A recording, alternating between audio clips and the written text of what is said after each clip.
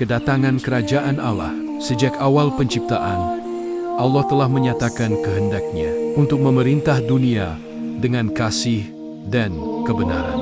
Namun, akibat dosa, manusia terpisah daripada Allah dan hidup di bawah kuasa kegelapan, ketidakadilan, dan ketakutan. Dalam keadaan inilah, janji tentang kerajaan Allah mula dinyatakan, sebuah pemerintahan ilahi yang akan memulihkan ciptaan dan membawa manusia kembali kepada Allah. Janji kerajaan Allah sejak perjanjian lama. Para nabi dalam perjanjian lama telah lama menubuatkan kedatangan kerajaan Allah.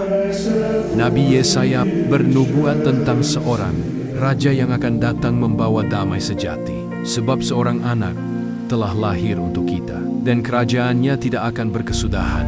Yesaya 9:6-7. Nabi Daniel pula melihat penglihatan tentang sebuah kerajaan yang tidak akan binasa dan akan mengalahkan semua kerajaan dunia. Daniel 7:13-14. Janji-janji ini menumbuhkan pengharapan umat Israel bahwa suatu hari nanti Allah sendiri akan campur tangan untuk memerintah dunia dengan keadilan dan damai. Yohanes Pembaptis, seruan awal kerajaan Allah. Ketika masa penggenapan semakin dekat, Yohanes Pembaptis tampil di padang gurun dengan seruan yang keras, "Bertobatlah, sebab kerajaan surga sudah dekat." Matius 3:22.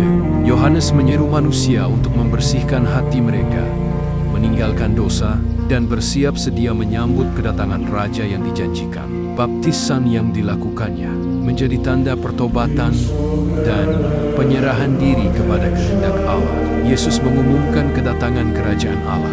Kemudian datanglah Yesus dari Nazaret. Selepas dibaptis dan dicobai di padang gurun, Dia memulakan pelayanannya dengan satu pengumuman agung. Waktunya telah genap. Kerajaan Allah sudah dekat.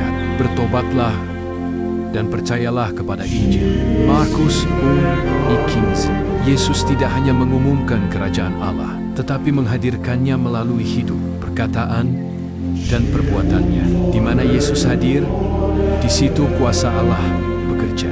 Kerajaan Allah dalam ajaran dan perumpamaan Yesus. Yesus mengajar tentang kerajaan Allah melalui perumpamaan supaya orang yang rendah hati dapat memahaminya. Dia berkata, kerajaan Allah seperti harta terpendam di ladang. Seseorang sanggup menjual segala miliknya demi memilikinya. Ia juga seperti mutiara yang sangat berharga, melambangkan nilai kerajaan Allah yang melebihi segalanya.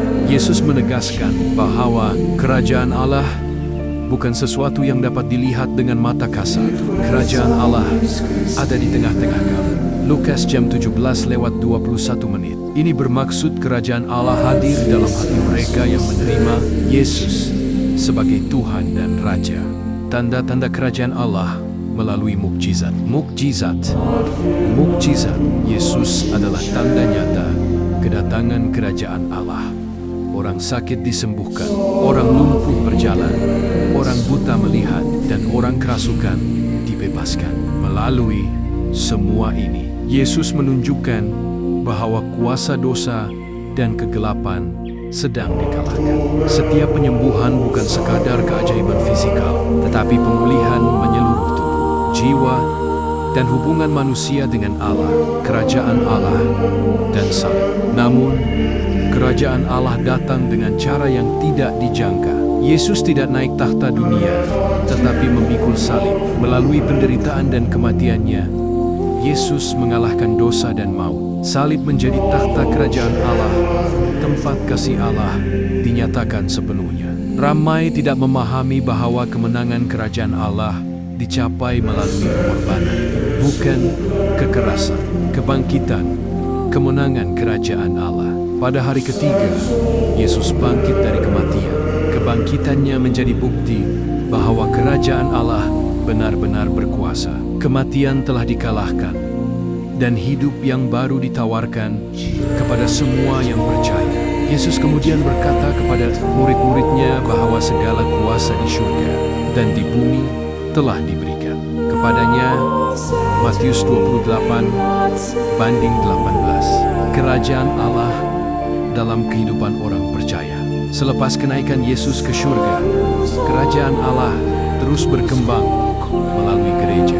Setiap orang percaya dipanggil untuk hidup sebagai warga. Kerajaan Allah mengasihi musuh, menegakkan keadilan, membantu yang miskin, dan membawa damai. Kerajaan Allah bertumbuh bukan melalui benda, tetapi melalui kasih, kesetiaan, dan kesaksian hidup. Penggenapan akhir kerajaan Allah.